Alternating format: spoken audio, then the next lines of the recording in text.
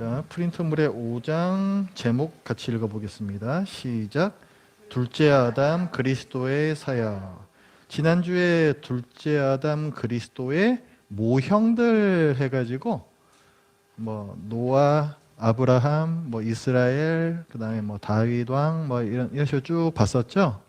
그 모형들 이제 끝났고 드디어 본체, 실체, 둘째 아담이신 예수님의 사역에 대해서 오늘 배우겠습니다. 거기 프린트물의 첫 번째 단락을 보시면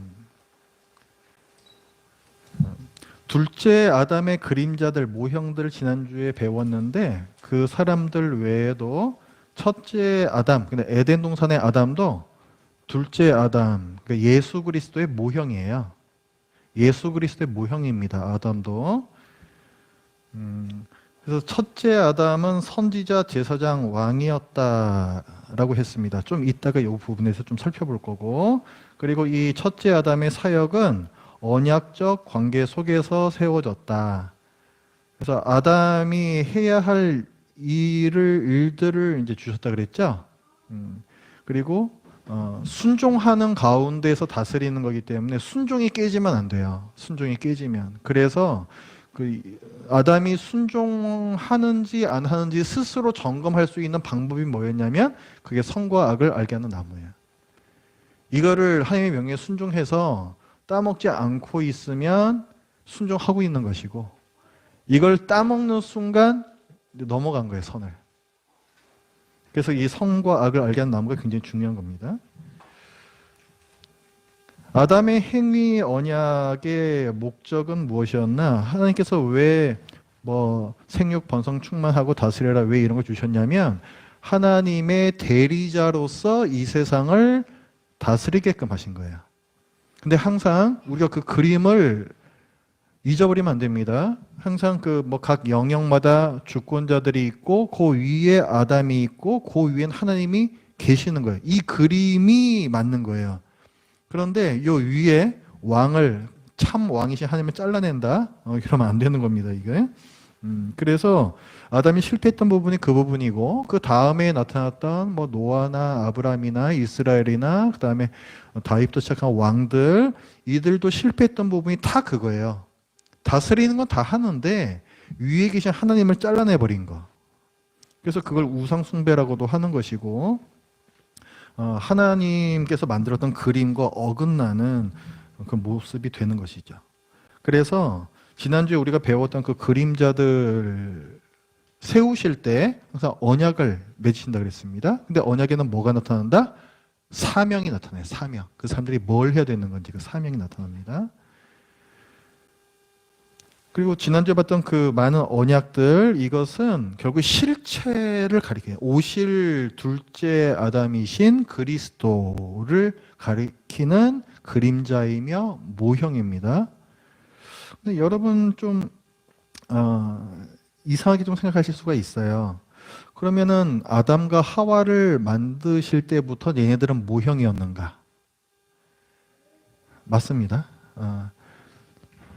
만약에 하나님께서 그냥 아담과 하와를 딱 만들어 놓으셨는데 실패할 줄 모르셨어요. 근데 얘들이 딱 실패하니까 어구 큰일 났구만. 그래가지고 이제 그때서 부랴부랴 쭉쭉쭉쭉 해가지고 이제 예수님까지 이르는 그런 어떤 그림을 그때서 그리신 게 아닙니다. 하나님께서는 전지하신 분이시죠. 모든 걸 다 알고 계시는 분이란 말이에요. 예정론이나 이런 것들도 다 하나님이 전지하시면서 이게 나오는 겁니다. 그러니까 하나님께서는 아담과 하와를 만드시기 사실 전부터도 얘네들이 실패할 거를 알고 계셨어요. 그리고 이 모든 실패를 만회하는 방법으로서 당신의 아들을 보내실 것까지 다 그 계획 안에 갖고 계셨던 겁니다. 무슨 말인지 아시겠죠?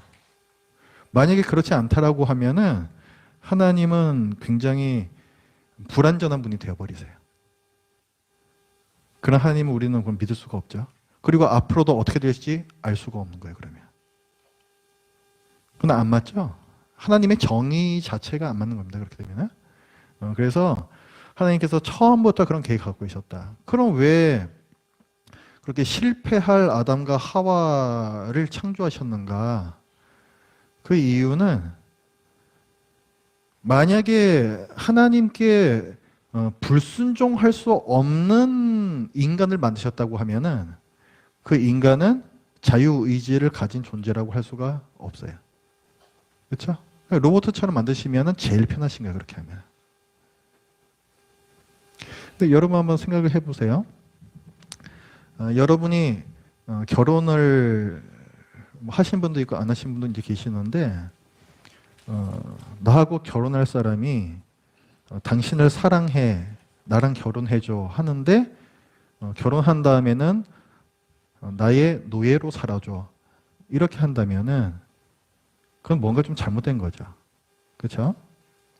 사랑이라는 건 뭐냐면 상대방의 자유를 존중해 주는 거예요. 그렇죠? 그러니까 만약에 하나님께서 아담과 하와가 실패할 것을 아셨음에도 불구하고 그런 상태로 만드셨다는 얘기는 그들의 자유의지를 보존해 주고 싶으셨던 그 사랑에서 사람을 창조하셨다. 그게 굉장히 중요한 이유입니다. 그러니까 이 하나님께서 사람을 왜 그렇게 타락까지 할 수가 있는 그런 존재로 만드셨냐 할 때에 그것은 인간의 자유의지를 존중해 주시기 위함이고 그거를 존중해 주시기 위해서 자기 아들을 죽이시기까지 하는 그런 먼 길을 또 그 하나님 입장에서 굉장히 고통스러운 길을 가시는 거예요. 그러니까 그만큼 하나님께서 우리를 얼마나 사랑하셨는가를 그 창조의 사건에서 그 타락의 사건에서 우리는 알 수가 있는 겁니다. 그래서 이 첫째 아담도 둘째 아담의 그림자다. 그림자다. 자, 두 아담 사이의 공통점을 보겠습니다. 에덴 동산의 아담과 예수 그리스도의 공통점. 첫 번째는 둘 다 하나님의 형상이에요. 아담과 하와가 하나님의 형상으로 지음받았다. 우리가 많이 봤습니다. 그렇죠? 이거죠. 우리 형상을 따라 우리 모양대로 사람을 만들자 하시고 그대로 그 말씀대로 자기 형상 하나님의 형상대로 사람을 창조하셨다 했습니다. 여기서 잘 보셔야 될 게 뭐냐면 자기 형상과 하나님의 형상대로 사람을 창조하시되 어떻게 창조하셨다? 남자와 여자를 창조하시고 했어요. 이거 남자를 창조하셨다라고 오해하시면 안 됩니다. 그러면 어떻게 되냐면은 남자는 하나님의 형상으로 지어지고 뭐 여자는 뭐 갈빗대선 뭐 낳고 어쩌고저쩌고 했으니까 열등한 존재 그런 식으로 생각하시면 안 돼요. 그래서 분명히 자기 형상과 하나님의 형상대로 사람을 창조하시되 남자와 여자를 창조하셨다 말씀하셨습니다.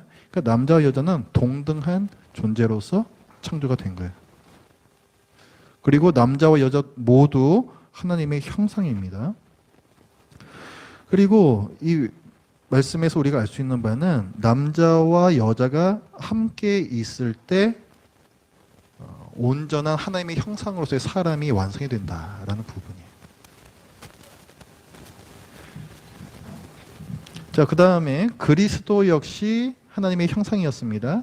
여기 말씀해 보면은 맨 마지막 부분에 그리스도는 하나님의 형상이니라 말씀하고 있어요. 두 번째입니다. 하나님의 아들됨. 아담이 하나님의 아들이었다. 우리 많이 봤죠, 지금까지. 그렇죠? 그리고 예수 그리스도께서도 하나님의 아들이십니다. 우리 너무 잘 알죠? 하나님의 독생자시잖아요. 외아들이시잖아요. 그렇죠? 그래서 여기 보면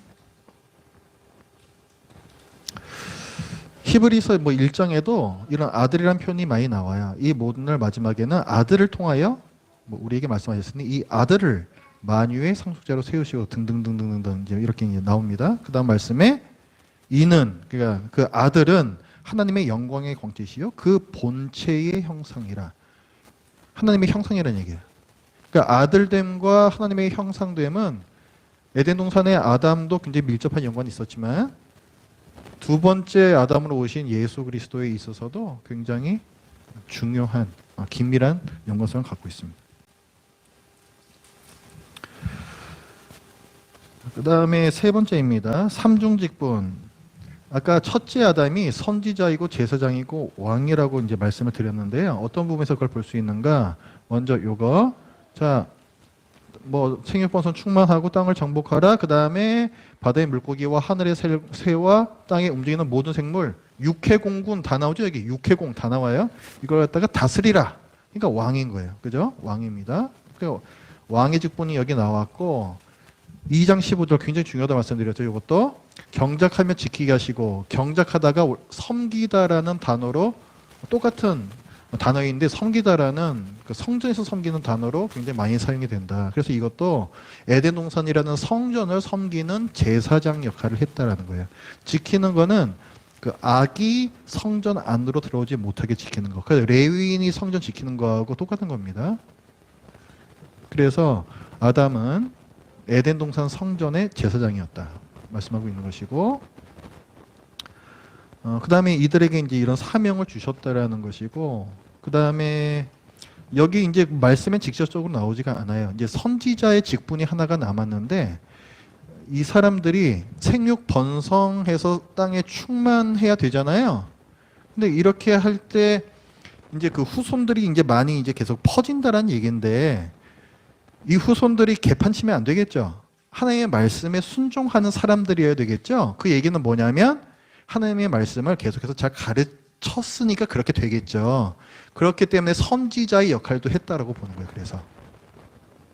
그래서 선지자 역할도 아담이 갖고 있었다. 그러니까 왕, 제사장, 선지자 이 삼중 직분을 갖고 있었다라는 것이고, 예수님도 마찬가지입니다.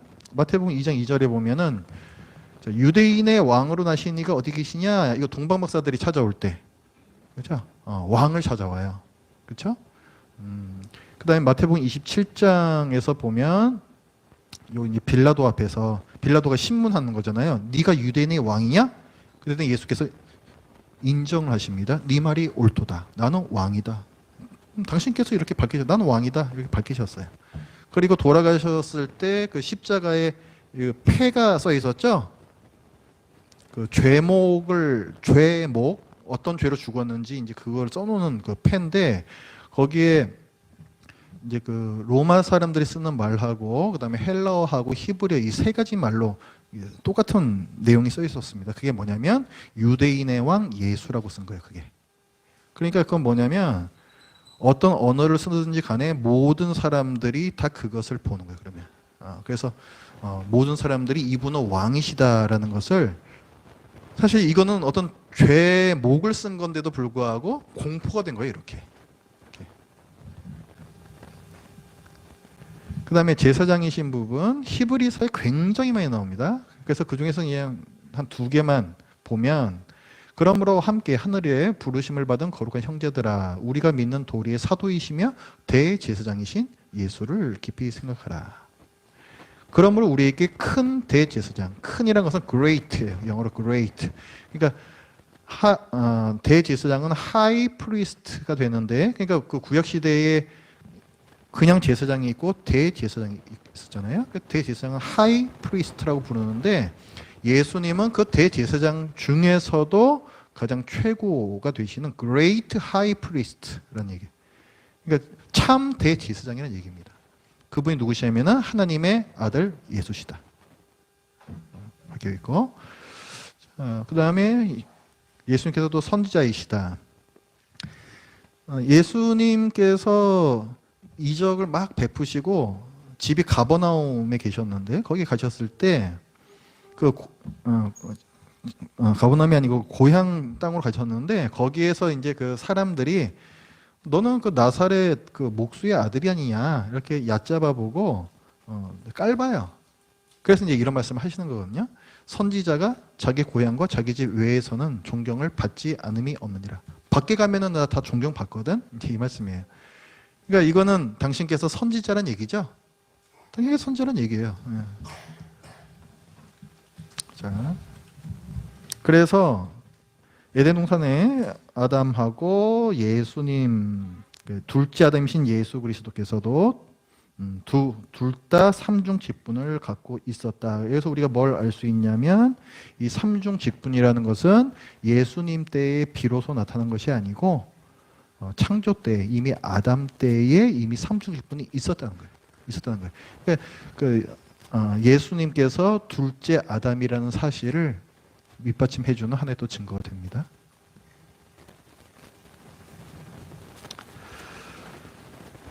그래서 벌코프라는 신학자는 뭐라고 얘기를 했냐면, 프린트물에 보세요. 그리스도는 선지자로서 인간과 함께 있는 하나님을 대표하고, 선지자는 하나님의 말씀을 전하는 사람이잖아요. 그렇기 때문에 하나님을 대표한다라고 말하는 거예요. 선지자는 인간에 대해서. 그 다음에 제사장으로서는 하나님의 임재 가운데 있는 인간을 대표하고, 제사장이 그 지성소까지도 들어갈 수가 있잖아요. 제사장은 성소, 대제사장은 지성소, 하나님 계신 곳까지. 그게 백성을 대표해서 들어가는 거거든요. 그렇기 때문에 이 제사장이셨다는 얘기는 인간을 대표하는 존재였다는 얘기고, 그다음에 왕으로서는 통치권을 행사하여 또한 인간이 본래 가졌던 통치권을 회복해 주신다. 그러니까 예수님께서 이 땅의 왕으로 오셨던 것이고, 그래서 뭐 바닷물도 잔잔케 하시고 귀신도 내쫓으시고 이런 어떤 왕의 사역을 하셨잖아요. 당신께서 그 사역을 하셨고, 그뿐만 아니라 예수님을 따르는 신자들 역시 왕의 직분을 가지게끔 회복을 시켜주셨다는 얘기예요. 회복을 시켜주셨다. 좀 이따가 또 그 내용을 좀 더 볼 겁니다. 그래서 예수님께서 이런 삼중직을 가지고 계시다는 의미가 무엇인가를 여기서 말하고 있는 거예요.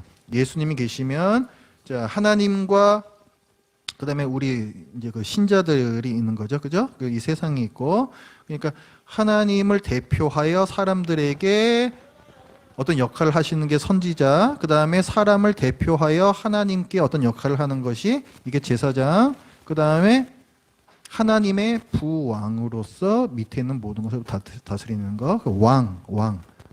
그래서 삼중직을 가지셨다 이 얘기입니다.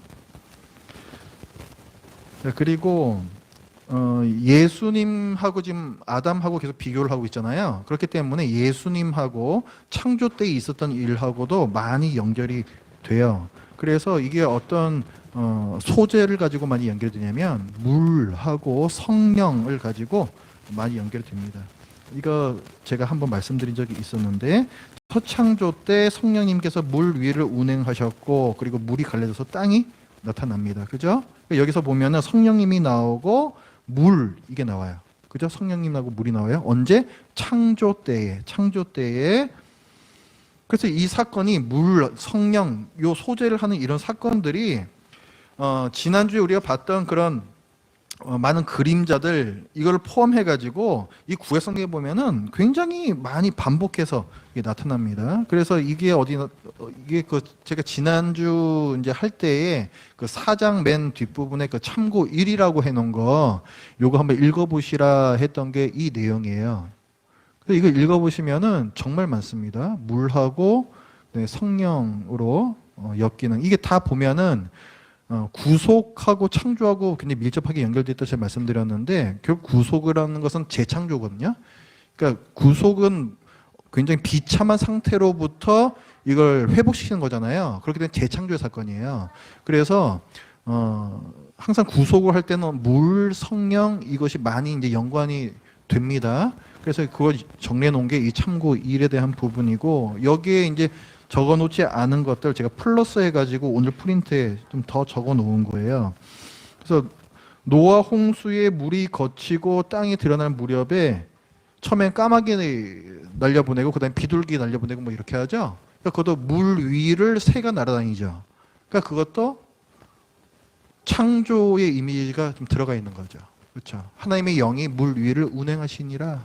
그렇죠. 하나님의 영은 종종 이 새 같은 모양으로 표현이 돼요. 예를 들어서 이스라엘이 그 홍해를 또 이제 가르고 또 지나오지 않습니까? 근데 그때 이제 불구름 기둥이 이스라엘과 앞뒤를 이스라엘과 그 애굽 사이를 다 딱 막아 서가지고 애굽군이 못 쫓아오게 막 방해하고 막 이러잖아요. 그 거기서도 보면은 이 붉은 기둥이 막 왔다리 갔다리 막 하면서 마치 새처럼 움직여요, 얘가. 그래서 이것도 홍해라는 물과 그 다음에 그 성령님, 어떤 그런 그 이미지를 우리에게 떠올리게 해주는 거죠. 이것이. 그래서 거기도 이제 나타나는 것이고. 자, 그 다음에 창조 이후에 일련의 이 사건들, 아까 그 참고 일, 거기 나오는 많은 사건들, 뭐 이런 것들이요, 다 예수 그리스도의 모형들이에요. 이게 다 물과 성령을 소재로 하는 이 사건들이 다 예수 그리스도의 어떤 사역과 연결되는 모형들입니다. 이게 뭐냐라고 하면은 그리스도께서 이제 세례 요한에게 요단강에서 세례를 받으시죠. 그때 세례 받으실 때 하늘이 열리고, 그렇죠? 비둘기 같은 형체로 성령님께서 임하시죠, 그렇죠? 그 요단강이라는 물, 그리고 성령님, 그 새의 형체를 하고 있다라는 그 성령님께서 내려오시는 거, 이 이미지가 그대로도 재현이 된다는 거예요. 이게. 그러니까 이걸 보면은 창조 때하고 연결시키려는 의도가 있으면 우리가 알 수가 있어요. 창조 때하고 연결시키는 겁니다. 그래서 이게 누가복음 3장 요거죠. 세례 받으실 때 성령이 비둘기 같은 형체로 그의 위에 강림하신다. 말이 나오고. 그래서 이것이 뜻하는 바는 창조 때의 이미지를 떠올리게 하면서 그리스도께서 이 세상에 오심으로써 새 창조가 시작이 됐다는 거예요. 새 창조가 시작됐다는 거예요. 새 창조는 뭐냐면 하나님의 나라가 이 땅에 임하기 시작했다, 이런 뜻입니다. 그래서 여러분 성경 마태복음 12장 한번 보세요.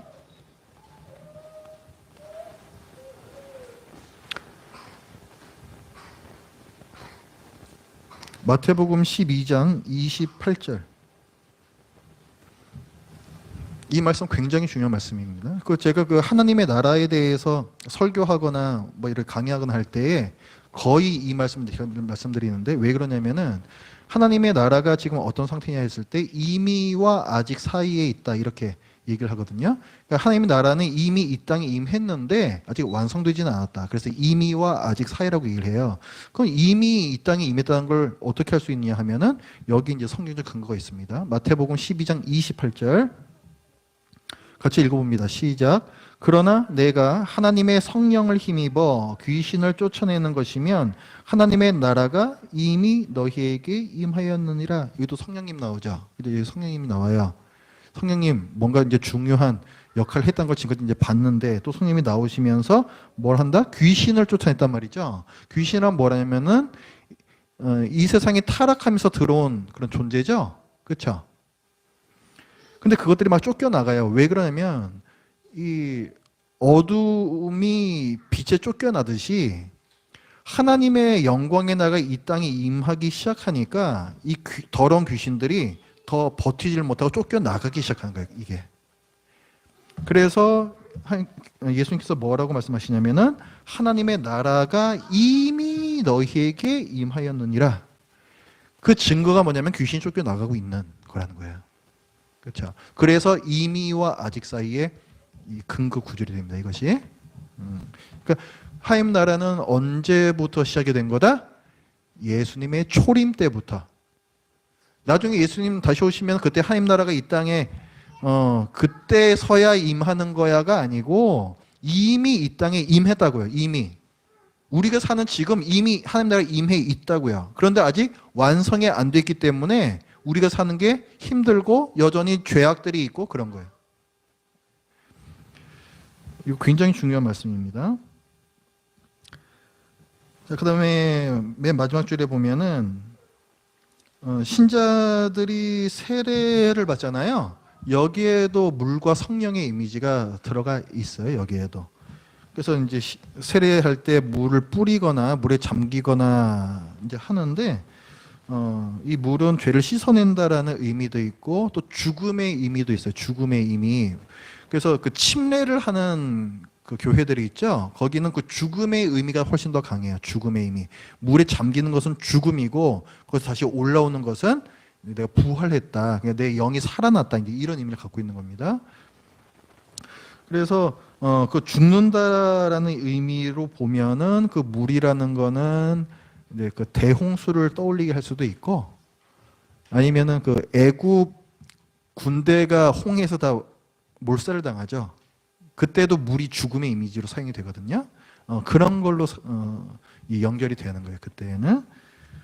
그 다음에 그 세례의 의미가 나의 옛사람은 죽고 내가 새 사람으로 살아났다 이런 거잖아요. 새 사람으로 살아났다는 것은 거듭났다 이제 이런 뜻이 되는 거고 그것은 재창조예요. 재창조. 그렇죠? 재창조입니다. 재창조의 사건이에요. 그것이. 그런데 요 옛사람이 죽고 새 사람이 살아나는 이 재창조의 사건이 죽었다가 살아나신 예수 그리스도의 부활과 아주 밀접하게 연결이 되어 있습니다. 그래서 이 말씀에서 베드로가 이제 그 얘기를 하는데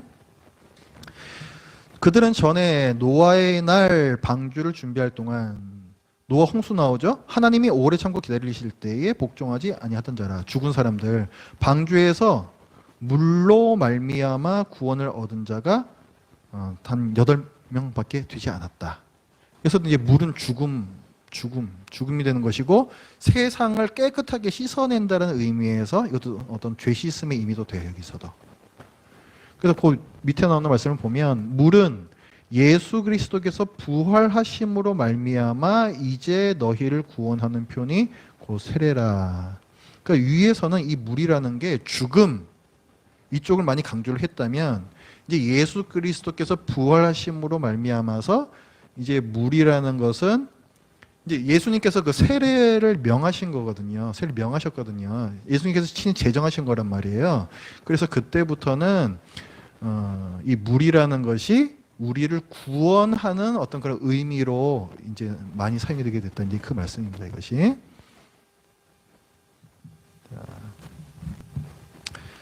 그래서 요 말씀은 자, 개인 신자들의 세례를 지금까지 말했다면 민족적 세례를 받은 사건이 그게 홍해를 이스라엘 백성이 건너온 거예요.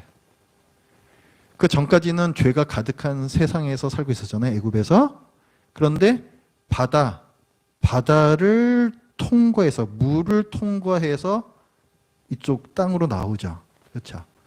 그래서 이것을 사도 바울이 어떻게 설명하냐면 민족적 세례로 이제 설명을 해요.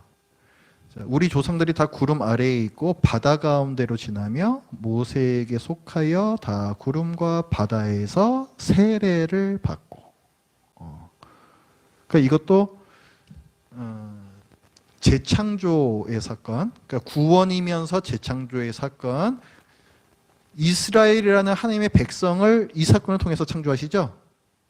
그렇죠? 출애굽이 이 홍해 건넌 게 출애굽이잖아요. 그러니까 이 사건을 통해서 하나님의 백성을 창조해내신 사건이에요, 이것이.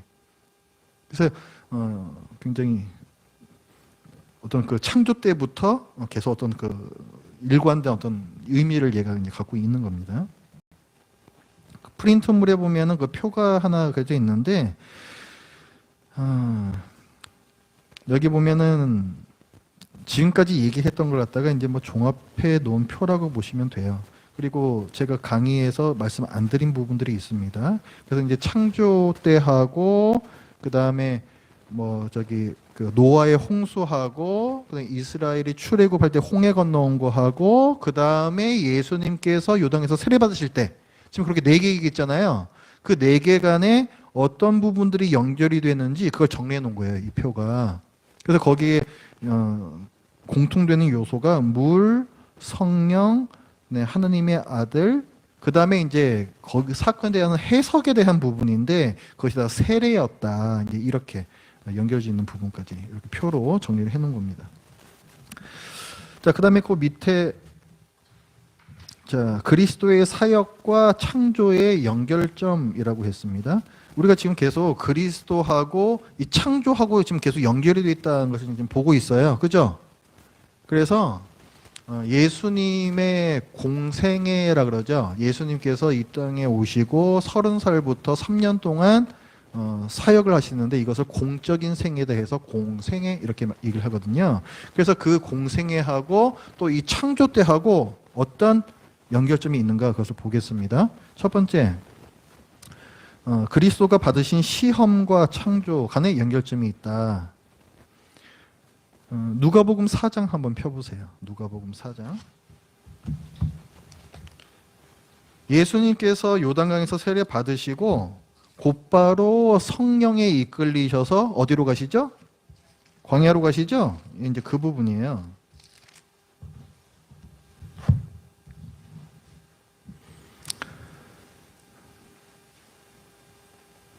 광야에서 뭐 하셨어요? 예수님께서?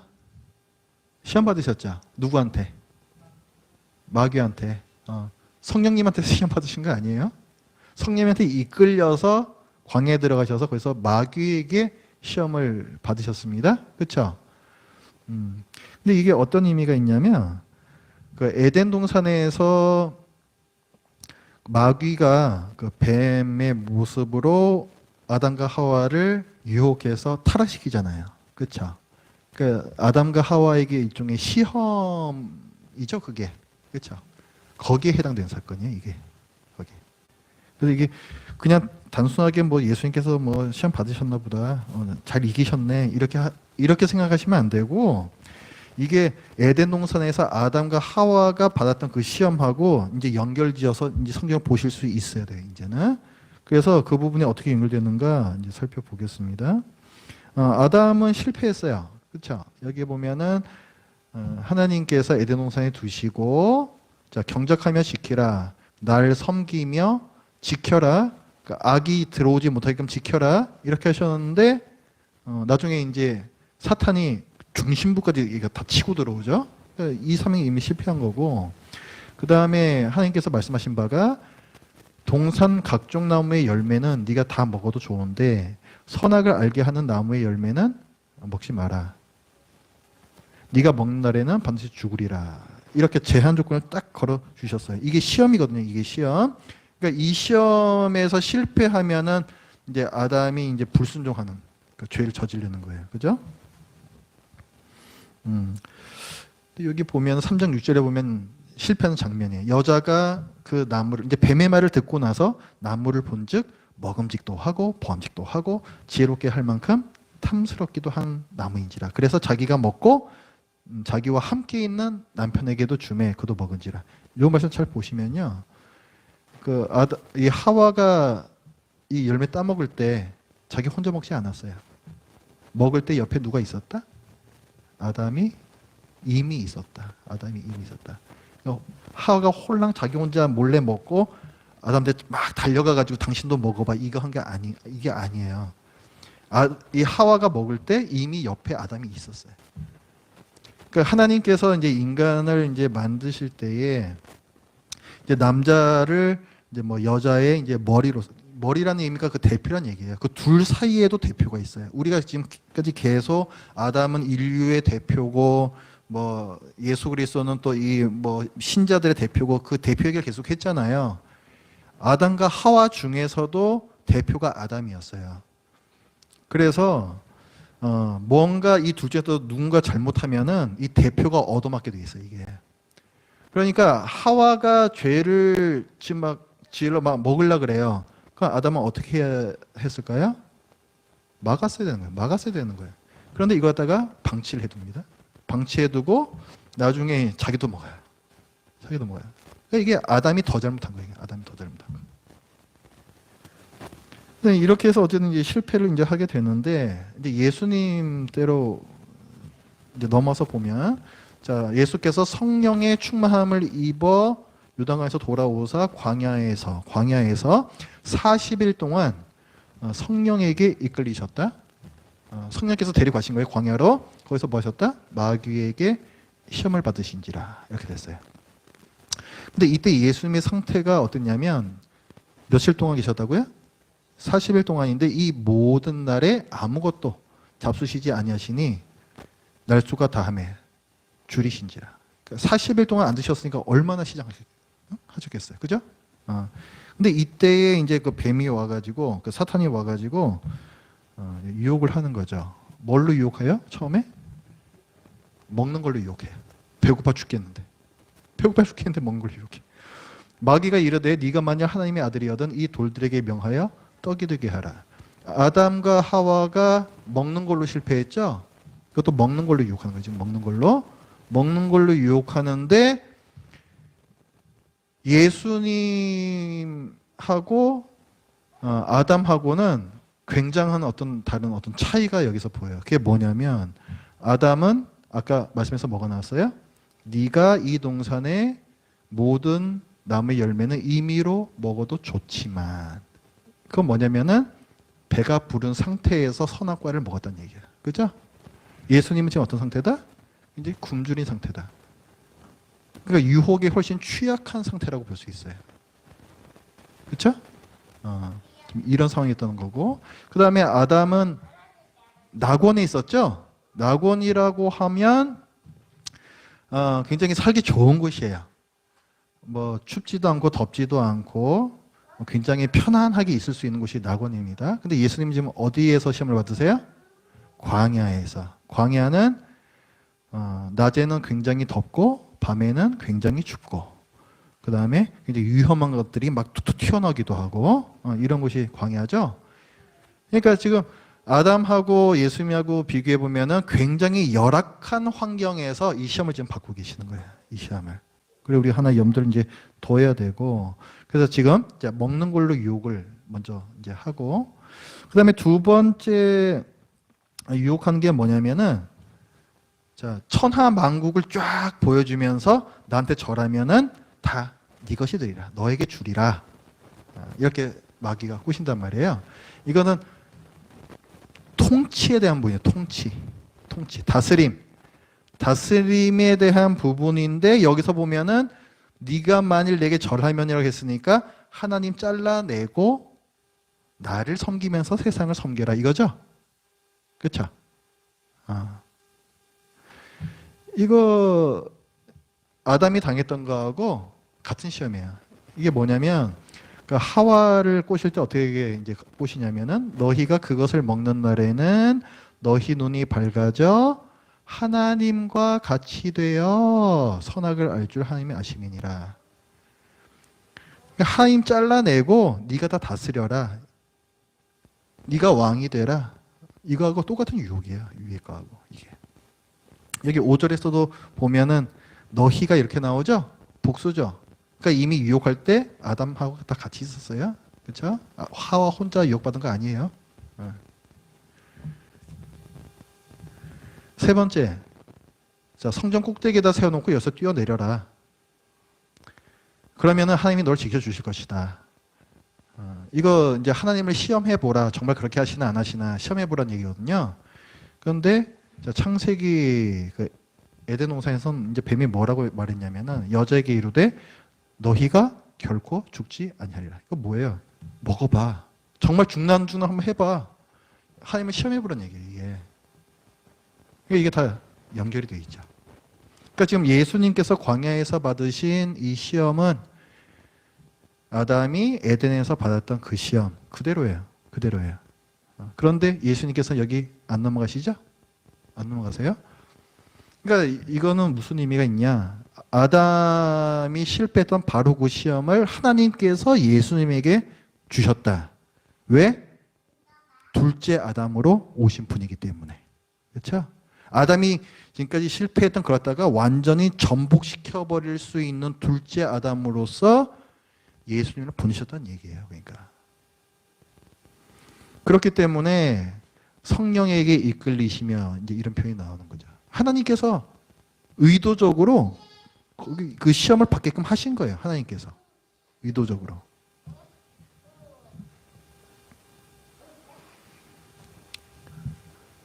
자, 그래서 이제 예수님께서 시험을 어떻게 이겨내십니까? 다 말씀을 이겨내시죠? 자, 요게 그 이제 떡으로 바꿔서 한번 바꿔봐. 뭐 이때 뭐를 말씀하시냐면은 사람이 떡으로만 살 것이 아니라, 이게 어디 나오는 말씀이냐면 신명기에 나오는 말씀이에요. 어디 나오는 말씀이다? 신명기. 중요해요. 그 다음에 두 번째 유혹에 대해서도 또 말씀으로 물리치시는데, 기록된 바 주 너희 하나님께 경배하고 다만 그를 섬기라 하였느니라. 이것도 신명기 말씀이에요. 이것도 신명기. 그 다음에 세 번째 유혹에 대해서는 주 너의 하나님을 시험하지 말라. 이것도 신명기 6장 16절에 나오는 말씀이에요. 지금 다 신명기 말씀으로만 다 대응을 하시죠? 신명기는 누구에게 주셨단 말씀이에요, 원래? 출애굽한 이스라엘에게 주셨단 말씀이죠.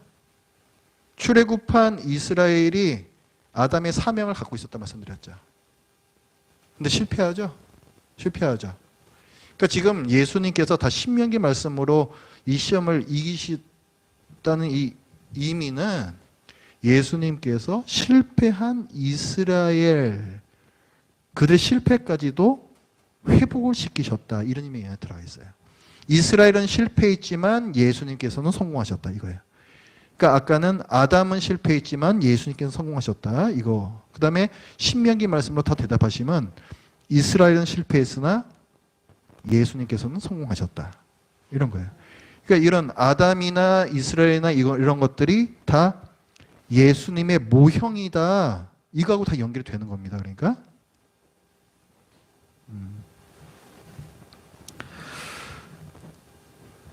자, 그 다음에 예수님께서 그 아담보다 한 가지 더 열악했던 부분이 있는데 아까 우리가 저기 에덴 동산에서 마귀가 막 유혹할 때 하와 혼자가 아니라고 봤죠? 둘이 있었어요? 혼자 유혹 이기는 게 쉽겠어요? 둘이 유혹 이기는 게 쉽겠어요? 둘이 옆에서 말려주면 되잖아요. 그런데 예수님께서는 혼자서, 그죠? 혼자서 이 시험을 이기셨습니다. 그러니까 이 아담하고 아주 뭐 대조적으로 완전한 승리를 거두신 거예요. 이분께서는.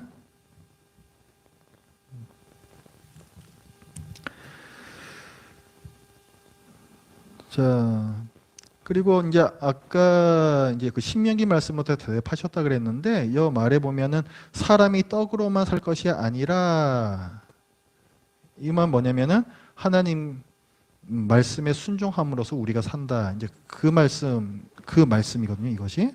그 다음에 주 너의 하나님께 경배하고 다만 그를 섬기라. 이것도 배타적 충성이죠. 하나님께만 충성해야 된다. 이것도 순종에 대한 부분이고 주 너의 하나님을 시험하지 말라. 이것도 신뢰하며 충성하라는 부분이에요. 신뢰하며 순종해라 이런 부분이거든요. 그러니까 다 순종하라는 말씀이에요. 왜 다 순종하라는 말씀으로 응대하셨는가? 선악과 시험 자체가 순종을 시험하는 거라 그랬죠, 그게. 근데 거기 실패했던 거고. 그러니까 이 말씀을 굳이 인용하시는 이유도 내가 둘째 아담으로서 이 순종의 사명을 내가 완수를 한다. 이런 의미가 더 들어가 있습니다. 자, 그 다음 그 프린트물에 이제 2번인데요. 빌립보서 2장에 이 찬송시가 하나 나와요. 예수님 찬송시가 하나 나오는데 이것도 창조 사건하고 매우 아주 긴밀하게 연결되어 있습니다. 여러분들이 너무 잘 아시는 그 본문인데 빌립보서 2장 가보세요.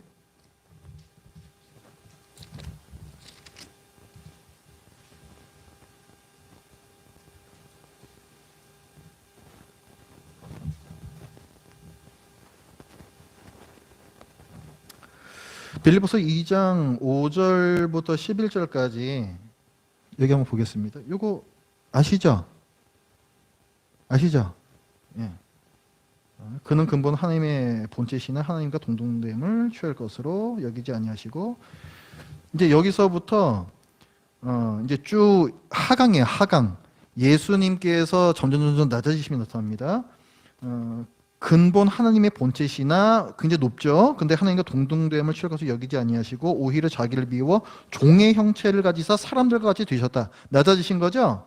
그 다음에 사람의 모양으로 나타나서 자기를 낮추시고 죽기까지 복종하셨으니 곧 십자가에서 죽으심이라. 인간으로 오신 것만 해도 낮아지신 건데 십자가에서 죽으신 건 죄인으로 더 낮아지신 거죠.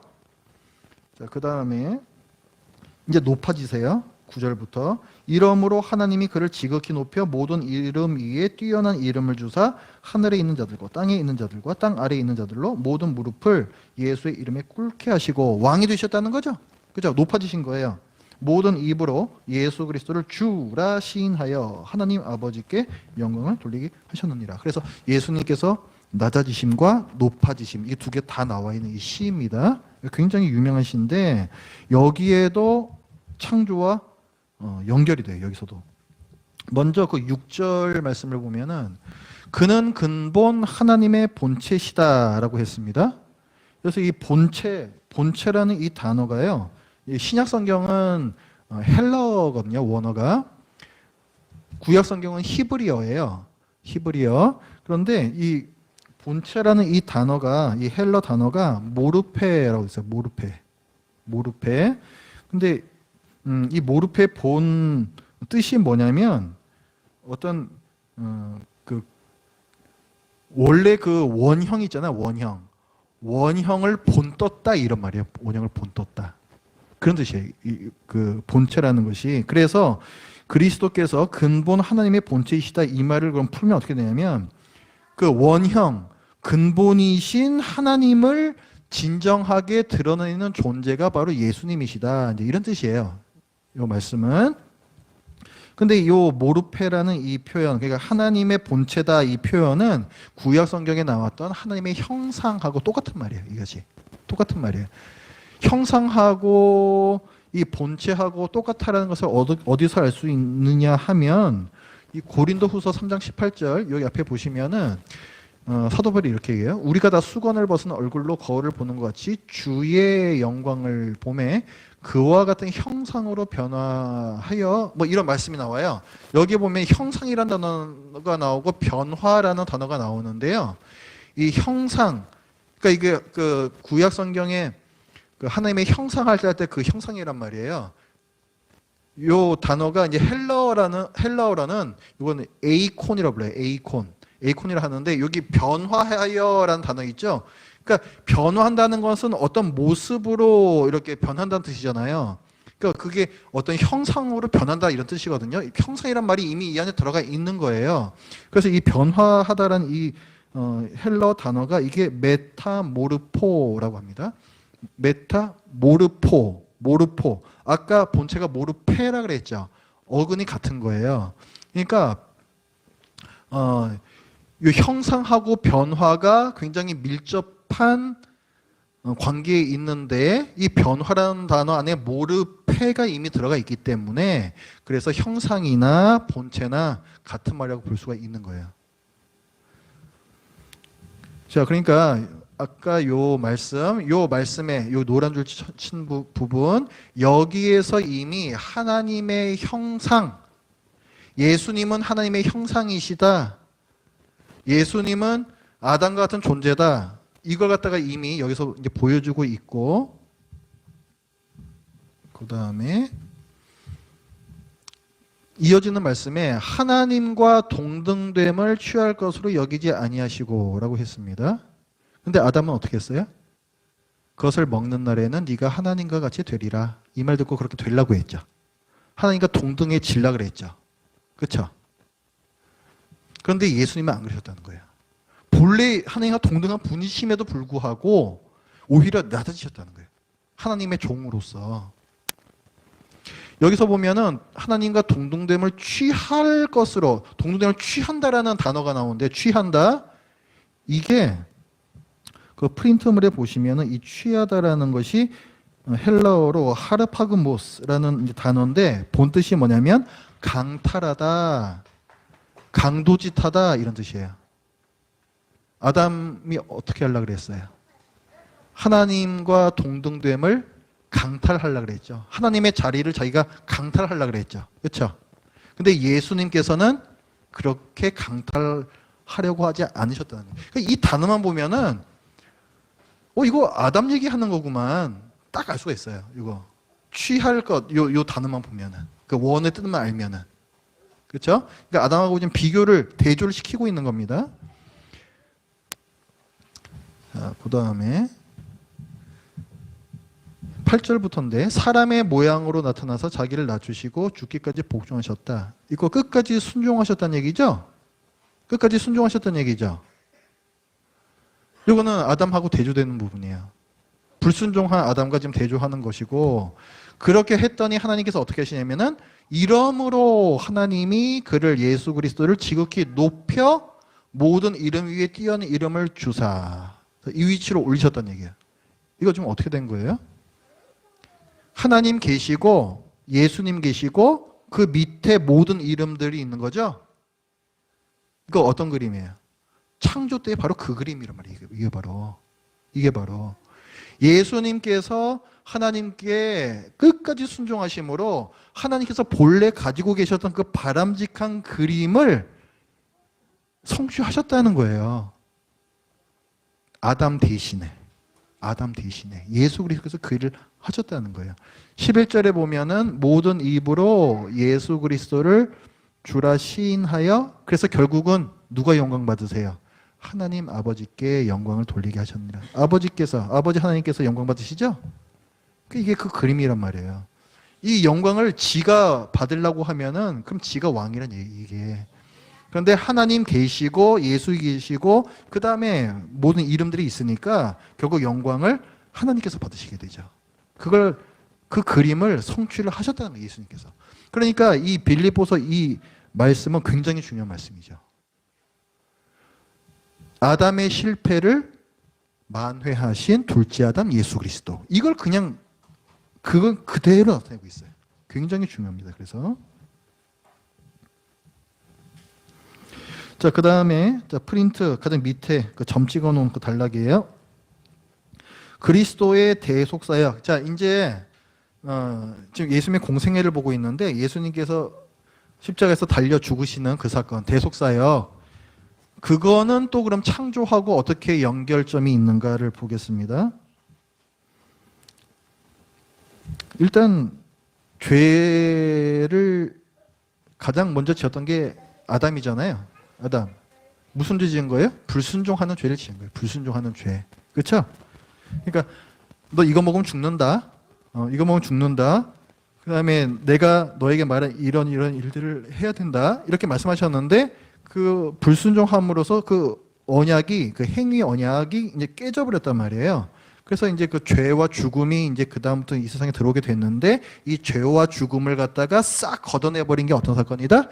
예수님의 십자가 대속 사건이다. 그러니까 똥 치우신 사건이에요, 이게. 그렇죠? 그 엄청난 거예요. 그 첫째 아담 때문에 엄청난 비극이 일어났는데 예수님께서 오셔서 그걸 갖다 다 드러내버리신 또 엄청난 사건이 또 일어난 거예요, 이게. 그래서 1번입니다. 첫째 아담과 둘째 아담의 사역의 전가라는 것은 떠넘긴다라는 거예요. 떠넘긴다. 남에게 넘겨준다. 이런 뜻이거든요. 그 로마서 이제 5장에 이 부분이 굉장히 많이 나옵니다. 그래서 여기 두 구절만 제가 뽑아왔는데 여기 보면 12절에 그러므로 한 사람으로 말미암아 죄가 세상에 들어오고, 한 사람 누구겠어요? 아담이죠.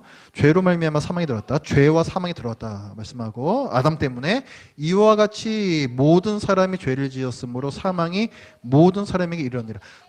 죄를 한 사람이 지었잖아요. 그런데 그것 때문에 사망이 모든 사람에게 이르게 되었어요. 왜 그렇다? 아담이 대표기 때문에.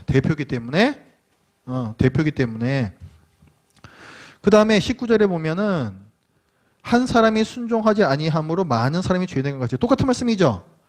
한 사람은 예수 그리스도인데 대표기 때문에 많은 사람이 죄인 되었단 말이에요. 그렇죠? 그것처럼 한 사람이 순종하심으로 많은 사람이 의인이 되리라. 여기서 한 사람은 누구예요? 예수님이죠? 많은 사람은 누구예요? 누구? 누구? 그 19절에서 한 사람이 순종하지 아니함으로 많은 사람이 죄인 되었다. 여기서 많은 사람은 누구예요? 아담이 선생님은 누구예요, 그게?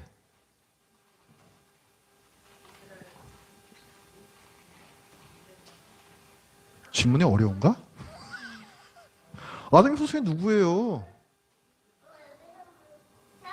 모든 인류 아니에요, 모든 인류. 그죠? 모든 인류잖아요. 모든 인류가 다 죄인 되었잖아요. 그렇잖아요. 근데 거기도 지금 많은 사람의 단어가 쓰였고 그 밑에도 많은 사람의 단어가 쓰였죠. 그럼 여기 많은 사람은 누구냐고요, 그러면? 안 속네.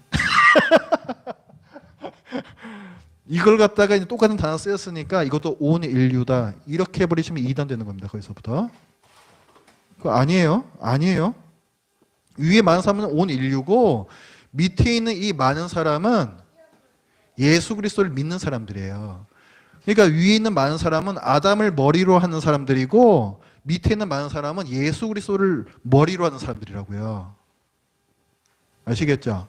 근데 이 구절을 갖다가 밑에 있는 많은 사람도 온 인류라고 생각한 사람들이 그래서 주장한 게 뭐냐면 그게 보편구원이에요. 보편구원. 그게 교회 안 다녀도 예수 안 믿어도 다 구원 받는다는 거예요. 이 말씀 봐라. 예수님께서 모든 사람들 다 대속하셨다. 다 의인됐다 얘기하고 있지 않느냐. 이렇게 홀가닥 저참 넘어갈 수가 있다고요. 헷갈리시면 안 돼요. 성경에서는 절대 그렇게 얘기하고 있지 않아요. 좀 이따 제가 보여드릴 거예요. 왜 그게 아닌지. 그래서 여기 지금 보면은 이제 어떤 일이 지금 있는 거냐면은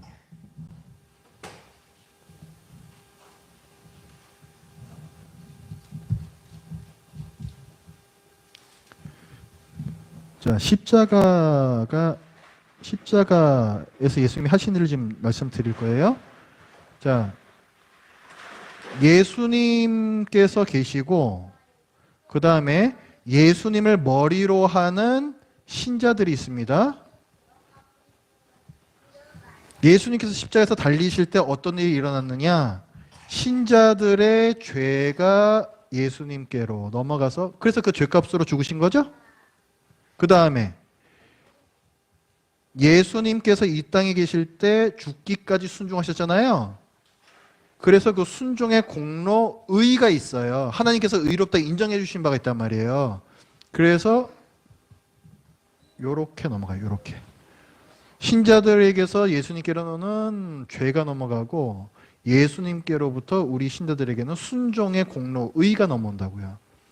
그래서 우리 신자들은 더 이상 죄인이 아니요 의인이다 라고 얘기하는 거예요. 의인이다. 여기 보면 이제 넘겨주고 넘겨받는 게 있죠. 그래서 이걸 전가했다라고 얘기를 하고요. 근데 이게 전가된 게 두 개죠. 그래서 이걸 이중 전가다. 조직 시간에서 그렇게 얘기를 해요. 이중 전가. 죄와 의가 이렇게 서로 이렇게 얘기하고 서로 맞바꾼 거죠. 그래서 이걸 다른 또 용어로는 거룩한 교환이라고도 얘기를 해요. 십자가에서 이 일이 있었던 거예요. 여기서 중요한 게 뭐냐면 지금요 그 미국에서도 그렇고 우리나라에서도 그 어떤 신학사조를 갖다가 이제 배워와 가지고 이상하게 가르치는 사람들이 굉장히 많은데 그 사람들이 주장하는 게 뭐냐면 예수님께서 이루신 일 덕분에 그래서 우리가 죄사함을 받았다. 이거는 인정하는데 그 다음에 그러니까 우리가 믿은 다음에 우리의 선행을 통해서 그 공로로 천국에 간다라고 가르치는 분들이 있어요. 그 얘기는 뭐냐면 자, 십자가에서 죽으신 걸 믿었을 때 내 죄가 다 없어졌죠? 그러면 영의 상태가 제로, 영의 상태가 된 거라고요. 그 다음부터 네가 어떻게 사냐에 따라 가지고 네가 플러스로 해가지고 천국에 갈 수도 있는 거고 마이너스로 해가지고 지옥에 갈 수도 있다. 이제 저울에다가 네가 잘한 것과 못한 걸 이제 달아보는 이런 꼴이 되는 거예요. 이렇게 되면 그렇게 주장하는 분들이 있습니다. 그러면서 이제 그 성도들의 어떤 거룩한 생활을 굉장히 강조하는 사람들이 있어요. 저도 성도들의 거룩한 생활, 구원받은 신자는 삶이 바뀌어야 된다. 제가 누차 강조를 드리지만 그런 차원에서 제가 강조드리는 게 아닙니다. 우리는 우리의 선행으로 천국 가는 게 아니에요. 우리가 의인된 것은 이 그림에서 보시다시피 예수님께서 순종하신 공로, 그 의를 받았기 때문에 우리가 의인이다 인정받아서 천국에 가는 거예요. 그게 확정된 거래요. 그게 확정된 거. 그러니까 그거 헷갈리지 마시라고. 우리가 거룩하게 살아야 된다. 사랑과 정의를 행하며 살아야 된다. 그것은 우리가 정말로 예수 그리스도를 믿는 그 참 믿음이 있는 거에 대한 어떤 거울로서 우리의 삶이 그게 나타나기 때문에 그래서 그 모습이 안 보인다라면은 다시 한번 점검해봐야 된다. 이런 말씀을 드리는 것이지.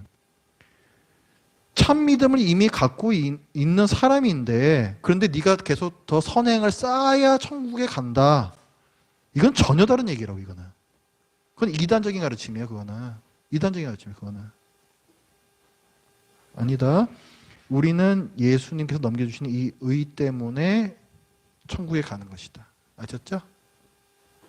헷갈리지 마세요.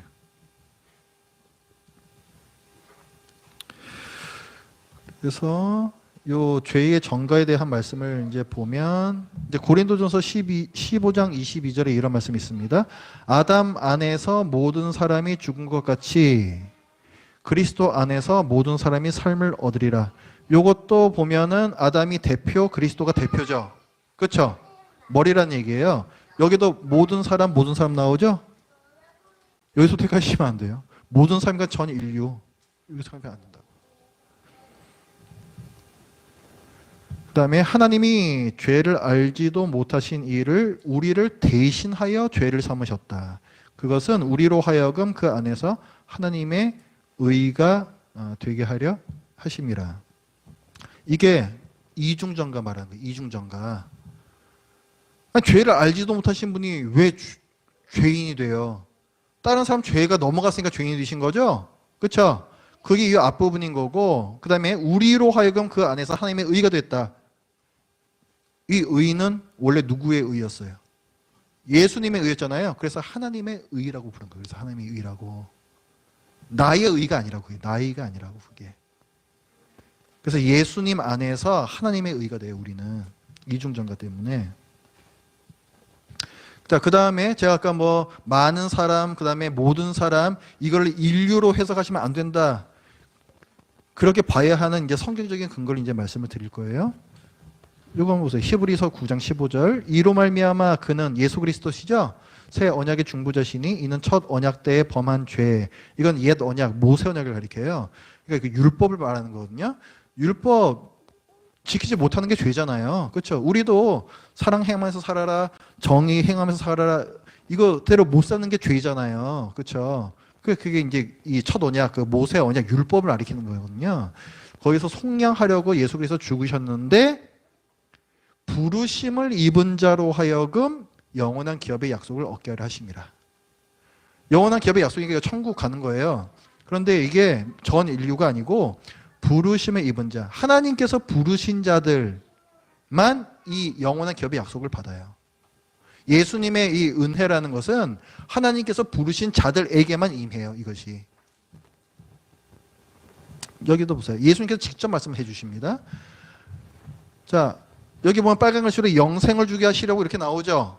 그런데 누구에게 주시는 거 보세요. 아버지께서 누구에게? 아들에게 주신 모든 사람에게 이렇게 나와요. 그럼 이 아들에게 주신 모든 사람이 전 인류를 가리키는 거냐? 6절에 보면 그게 아니면 명확하게 할 수 있어요. 세상 중에서 내게 주신 사람들에게 이렇게 나와요. 그럼 이거는 전 인류가 될 수가 없어요. 그렇죠? 세상에서 내게 주신 사람들에게 내가 아버지의 이름을 나타내나이다. 그러니까 아버지의 이름을 알고 영광을 알고 이런 사람들은 이미 하나님께서 예수님에게 주신 자들, 예정하시고 택하신 자들이란 얘기예요. 택하신 자들. 이미 창세전부터 택하신 그들에게 이런 모든 것 다 주신다는 거예요.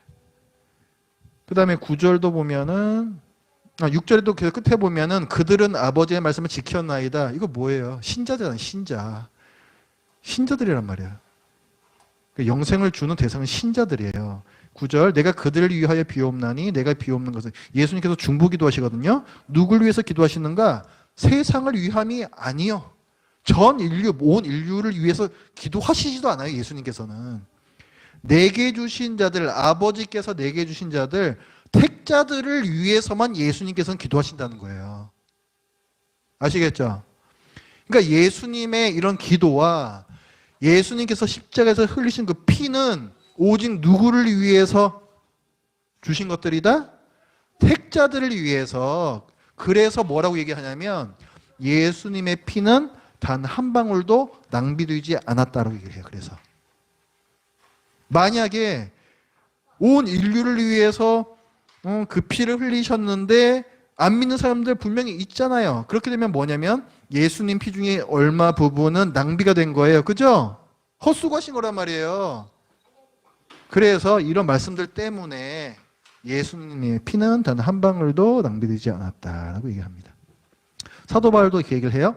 곧 창세전에 그리스도 안에서 우리를 택하사, 예정이고 이게 택자들 대한 내용이에요. 우리로 사랑 안에서 그 앞에 거룩하고 흠이 없게 하시려고 이런 거룩한 성도로 세우시기 위해서 창세전부터 이미 누군가를 택하셨다는 얘기예요. 이게 그 기쁘신 뜻대로 우리를 예정하사 예수 그리스도로 말미암아 자기의 아들들이 되게 하셨으니.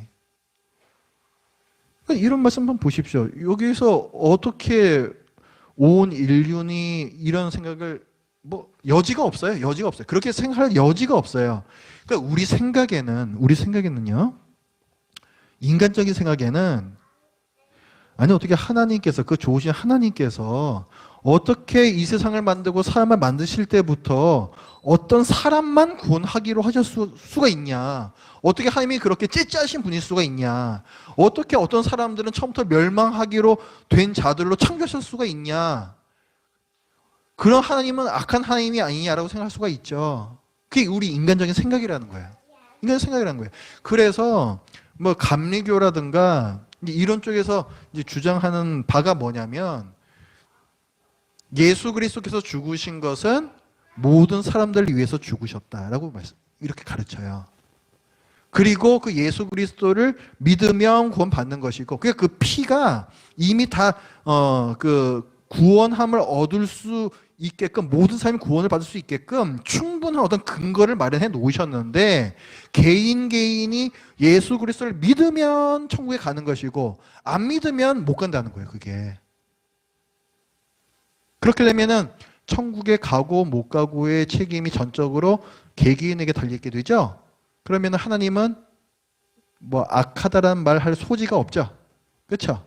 그러니까 그분들이 왜 그런 주장을 하냐면 하나님께서 혹시라도 악한 분으로 여겨질까 봐 그런 교리를 만들어낸 거예요. 그런 교리를 만들어낸 거예요. 근데 아무리 그 의도가 좋고 해도 성경에서 그렇게 말씀하고 있지 않은데? 성경에서 그렇게 말씀하고 있지 않아요. 그럼 그거는 참이 진리가 아니죠. 진리가 아니죠. 그렇게 하면 안 되는 거예요. 우리 지금 욥기 배우고 있죠? 욥기 배우고 있잖아요. 욥기에서도 지금 계속 강조하는 게 뭐예요? 하나님의 절대주권이란 말이에요. 하나님의 절대주권. 하나님께서는 창조주이시고 우리를 만드신 분이시니 나 죄 하나도 없어도 70명이나 나는 맞겠다. 이게 지금 욥의 신앙이란 말이에요. 그걸 가르치는 거잖아요. 그거예요, 이것도. 그러니까 우리도 그 믿음을 갖고 있어요. 우리도 그 믿음. 우리 생각에는 찜찜한 부분이 저도 있어요. 왜 그런 게 없겠어요? 왜 하나님께서 굳이 그렇게 하셨을까? 다 구원해 주시면 얼마나 더 좋을까? 저도 그 생각 한다고요. 그런데 성경 그렇게 말씀하고 있지 않아요. 성경 이거 쓴 사람들이 다 바보인가요? 자기네들은 그런 생각 안 했을 것 같아요? 이렇게 쓰면은 다 하나님 이상한 분으로 생각할 것 같은데 그런데도 하나님께서 주시는 대로 그대로 다 썼잖아요. 그 이유가 뭐예요? 이게 자체 진리거든요. 이게.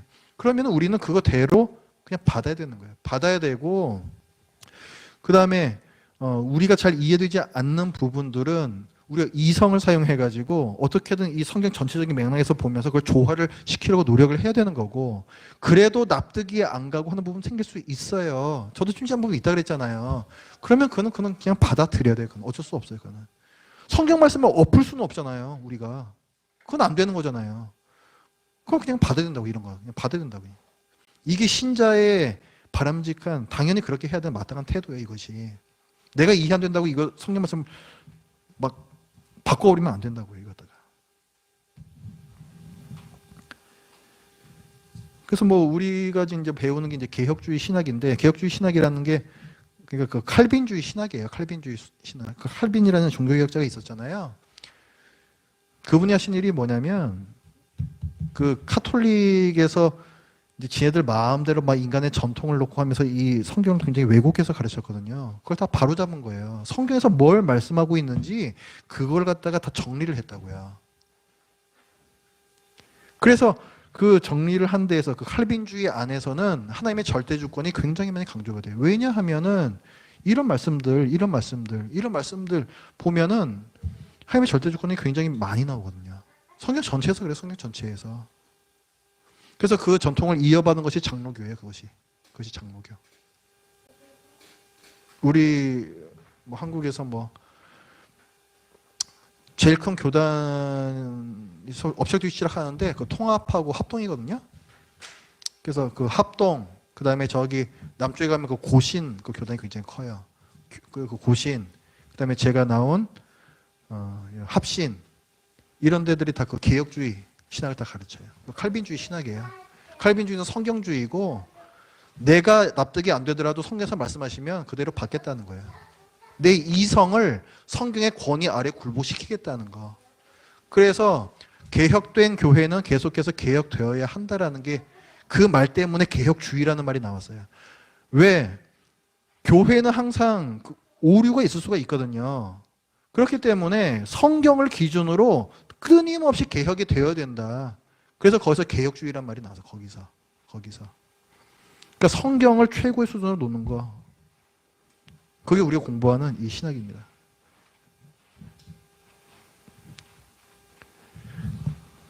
그 다음에 17페이지예요. 그러니까 지금까지 본 바와 같이 첫째 아담은 아담을 머리로 하는 사람들의 원작자 대표. 아담을 머리로 하는 사람들이 누구라고요? 온 인류. 그 다음에 둘째 아담은 그리스도를 머리로 하는 사람들의 언약적 대표였다. 누구예요? 신자들. 그래서 예수 그리스도는 교회의 머리다라고 말씀해요. 교회는 거꾸로 그의 몸된 교회 이렇게 표현하죠? 그렇죠? 머리가 되신다는 거예요. 예수님께서. 그래서 이제 아까 로마서 5장 같은 말씀을 보면 뭐 이런 말씀들도 마찬가지고 여기서도 보면은 아담하고 두 번째 아담이신 예수 그리스도하고 완전히 대비가 되죠. 완전히 대비가 됩니다. 그래서 아담의 불순종 때문에 죄인 되었고 예수 그리스도의 순종 때문에 의인 되었고 이렇게 딱딱 맞아 들어가는 거예요. 이렇게. 자, 그러면 택자들 뭐 이런 데서 계속 이제 나왔어요. 택자들 하나님의 백성이 누구인가 어떤 모습으로 나타나는가? 믿는 자들의 모습으로 나타나요. 이 택자들은 아브라함이 믿음으로 이롭다 여겨짐을 받았죠. 요거예요. 아브라함이 여호와를 믿으니 이건 뭐냐면 하나님께서 이제 아브라함에게 나타나셔서 너에게 이제 후손을 줄 것이다. 이 별들 쫙 보여주시면서 네 후손들이 이렇게 많아질 거야 하셨더니 아브라함이 그걸 믿어요. 그래서 아브라함이 여호와를 믿으니 여호와께서 이를 그의 공의로 여기시고 아브라함을 의롭다라고 인정해 주셨다는 거예요. 그러니까 의롭다함을 받는 이유가 뭐냐면 하나님을 믿었기 때문에 믿음으로 의롭다함을 받은 거예요. 굉장히 중요한 말씀이죠. 그래서 이제 사도 바울도 이 말씀을 신약성에서 끌어오거든요. 저 이어서 보면 로마서 4장 11절 그가 할례의 표를 받은 것은 그는 이제 아브라함이에요. 할례의 명령을 받았잖아요. 이것은 무할례 시에 아직 할례 받기 전에 믿음으로 된 의를 인신 것이니 너는 의롭다. 그러니까 하나님의 백성이다라는 그 표로서 표징으로서 언약의 표징으로서 할례를 주셨는데 이는 무할례자로서 믿는 모든 자의 조상이다. 이때 아직 할례를 안 받을 때 명령을 받았으니까 그때 할례 받기 전에 이미 의롭다함을 받은 거죠. 그렇죠? 할례 받은 후에 아니죠. 할례 받기 전에 그러니까 무할례자로서 그 믿음으로 믿는 모든 자의 조상이 된 거죠. 그러니까 우리 믿는 자들도 모두 다 아브라함의 자손이다. 그래서 우리도 믿음으로 의로 여기심, 그러니까 의롭다함을 받는다는 얘기고 아브라함에게 그 믿음으로 인한 의 때문에 약속해 주신 땅과 뭐 그 많은 뭐 후손들과 뭐 이런 약속들이 있잖아요. 하나님 나라거든요. 그곳 하나님 나라. 그러니까 그 약속이 그러면은 누구에게도 주어지는 거다? 아브라함과 똑같이 믿음으로 의롭다함을 받은 신자들에게도 그래서 하나님 나라가 주어지는 거예요. 그래서 그래서 아브라함은 모든 믿는 자들의 조상이다. 이렇게 얘기하고 거꾸로 우리는 아브라함의 후손들이다. 이렇게 얘기하는 거예요. 새 이스라엘이다. 이렇게도 얘기하고. 사도 바울이 또 이렇게도 얘기해요. 무릇 표면적 유대인이 유대인이 아니요. 표면적이라는 거는 그 혈통으로 내려온 유대인. 이제는 그게 유대인이 아니라는 거예요. 표면적 육신의 할례가 아니니라. 그거 뭐 할례 받았다, 육체 그거 받았다 해가지고 그게 이제 아니라는 거예요. 이제 신약 시대에는 오직 이면적 유대인. 그러니까 표면이 이 바깥이죠. 이면직이면 이 속이죠. 이 속사람 유대인이 유대인이며 이건 무슨 말이에요?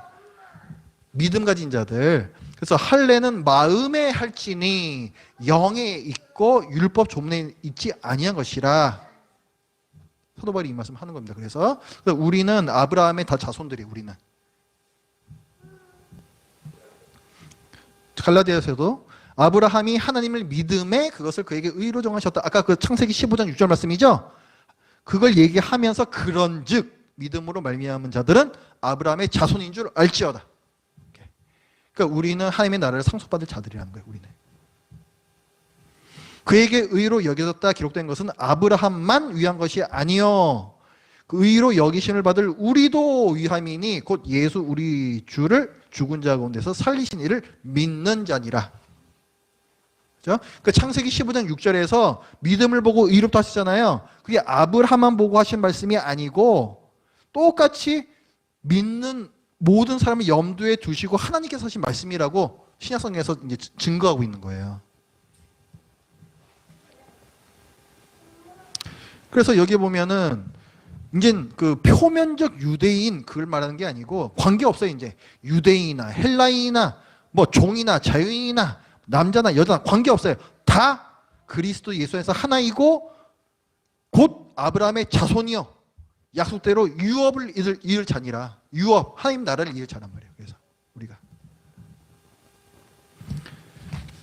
자, 그 다음에 17페이지 2번입니다. 그리스도의 죄의 전가를 예표하는 창세기 사건들이 있어요. 십자가에서 우리 죄가 넘어갔잖아요. 예수님께서 죽으셨잖아요. 이걸 예표하는 사건들이 구약 성경에도 창세기에도 이게 있어요. 그게 뭐냐면 첫 번째가 요거예요. 그 가죽옷 입혀주신 거. 이 가죽옷이니까 요거 어떤 짐승의 가죽이겠죠? 누가 죽었죠? 누가 대신 죽은 거예요. 누가 대신 죽고 부끄러운 부분을 가린 거예요. 그렇죠? 이것이 이제 어떤 다른 사람의 죽음으로 나의 죄가 가리워진다라는 하나의 예표입니다. 이것이. 그 전에는 뭘로 가렸어요? 나뭇잎으로 가렸죠. 나뭇잎으로 가렸잖아요. 그건 아담과가 지네들이 가린 거죠? 그 나뭇잎이 뭐 얼마나 가겠어요? 그죠? 금방 시들어 버리겠죠? 그러니까 사람이 자기 노력, 자기 행위로 뭔가 의롭게 되고 싶어 하는 거, 그건 부질 없다는 거예요. 그건 부질 없어요. 그건 부질 없어요. 그 하나님께서 요런 이제 그 상징을 통해 가지고 알려주신 거예요. 나중에 오실 예수 그리스도로 인한 대속, 속죄를 알려주신 거예요. 그 다음에 또 한 가지가 뭐냐면 우리 배웠던 그 자기저주 언약, 그 짐승잼을 쫙 쪼개가지고 그죠? 딱딱딱 놓고 가운데로 횃불, 하나님께서 홀로 지나가시는 거 있죠? 그거. 그러니까 그것도 언약의 저주를 하나님께서 받으시겠다는 거잖아요. 그것도 예수 그리스도께서 나중에 그 언약의 저주를 받으신 거잖아요. 그렇죠? 그걸 가리키는 그림자다 이것도.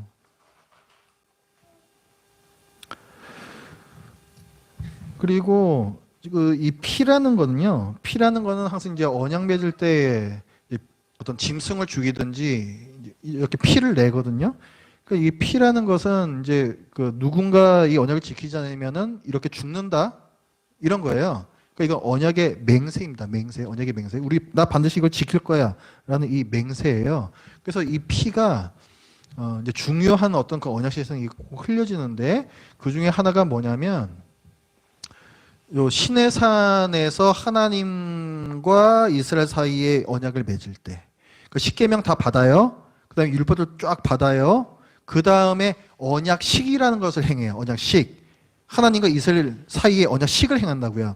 근데 그때 보면은 자, 소를 갖고 와가지고 제물 드리고 그 소의 피를 가지고 반은 제단에 뿌리고 반은 백성 쪽에다 뿌려요. 피를 반반 해가지고 제단이라는 것은 하나님을 뜻하는 거고 반은 이 백성들을 뜻하는 거예요. 그러니까 하나님과 백성 사이에 피로 언약을 맺은 거예요. 그래서 이런 거를 이 피를 언약의 피라고 얘기해요. 언약의 피. 여기도 맨 끝에 보면 이제 언약의 피라고 나오죠. 언약의 피. 그런데 이 언약의 피란 표현이 어디서 또 나오냐면은 신약 성경에서 예수님께서 성찬식 제정하실 때 이 표현이 나와요. 자, 그 포도주 쭉 이렇게 이제 돌려서 먹기 전에 이렇게 말씀하세요. 이것은 죄 사함을 얻게 하려고 많은 사람을 위하여 흘리는 바 나의 피 곧 언약의 피니라. 아까 출애굽한 이스라엘과 시내에서 맺을 때에는 뭘 죽여서 피를 냈어요? 제물 그 피를 냈었죠. 그런데 여기에서는 누구의 피? 예수님의 피랍니다. 예수님의 피. 훨씬 월등한 피죠. 최고의 가치를 가진 피예요. 이것을 지금 언약의 피로 삼으셨단 말이에요. 그러니까 예수님께서 십자가에서 죽으신 그 이유, 그것을 피 흘리신 이유는 새 언약의 맹세예요. 새 언약의 맹세. 반드시 지켜진다라는 맹세라고요. 소까지 이런 것들이야 뭐 하찮은 짐승들이니까 어겨질 수도 있겠다 생각하지만은 예수님은 최고가치 피이기 때문에 이거는 깨질 수가 없어요. 이 언약은 반드시 이루어지는 그 맹세의 피란 말이에요. 그래서 우리 성찬 때마다 이제 하는 그 말씀이 여기 나오는 겁니다. 식후에 또한 그와 같이 잔을 가지시고 이르시되 이 잔은 내 피로 세운 무슨 언약? 새 언약. 언약의 피란 얘기죠. 왜 새 언약이라고 하시는가? 옛 언약은 아까 그 시내산에서 그 언약을 가리키는 거거든요. 그거 실패했잖아요. 그거. 그런데 지금 이 언약은 새 언약인데 이건 내 피로 세우는 거기 때문에 반드시 성공한다는 거예요. 반드시. 우리 죄를 사해 주시고 우리를 의롭게 하시고 우리에게 하나님 나라를 주시는 그 일을 반드시 하시겠다는 거예요. 예수님의 이 피로 인하여서. 그래서 히브리서 9장에서 이렇게 말합니다. 이로 말미암아 그는 예수 그리스도는 새 언약의 중보자시다 이렇게 얘기해요. 새 언약이 이루어지기 위해서는 예수 그리스도의 이 사역이 반드시 필요해요. 반드시. 그래서 새 언약의 중보자라 그러고 그래서 우리가 받게 되는 게 뭐다? 영원한 기업의 약속이에요. 영원한 기업. 하나님 나라, 영원한 하나님의 나라를 우리는 받게 된다는 거죠. 그래서 이제 18절에 보면은 첫 언약, 그 시내산에서 언약하고 이제 이 대비를 시켜요. 그때도 피 가지고 세웠잖아. 근데 그때는 뭐 송아지, 뭐 염소, 뭐 이런 거 피 내 가지고 했었잖아.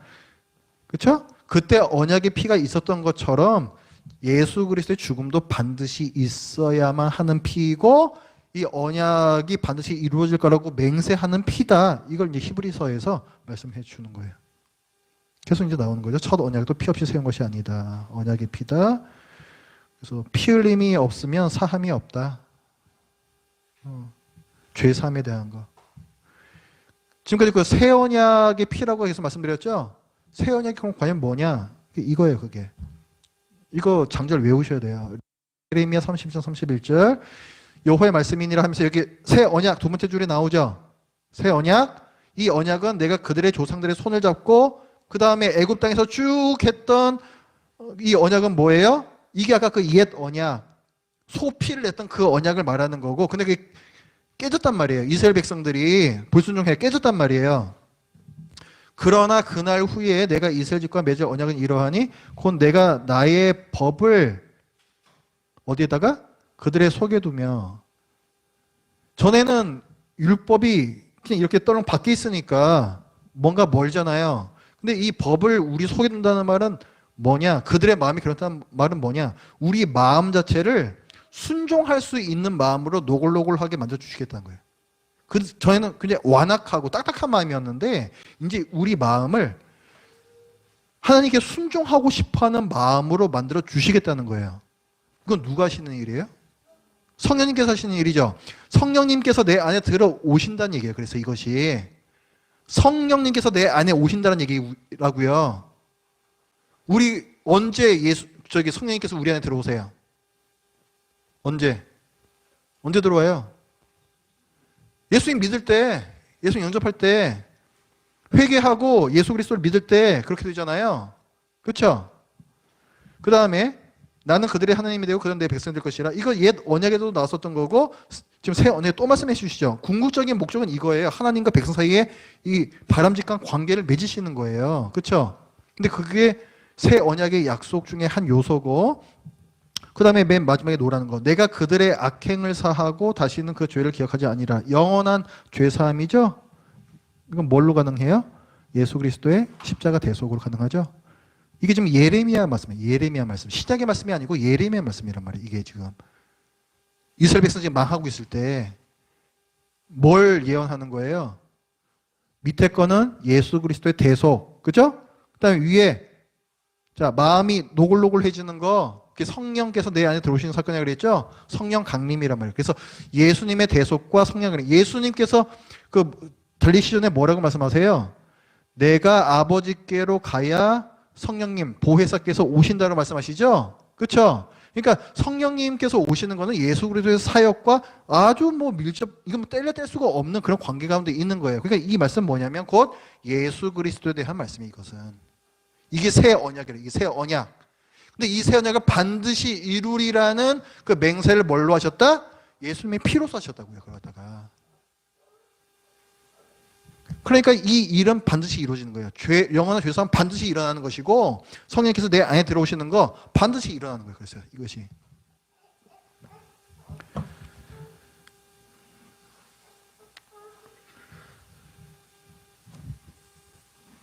그래서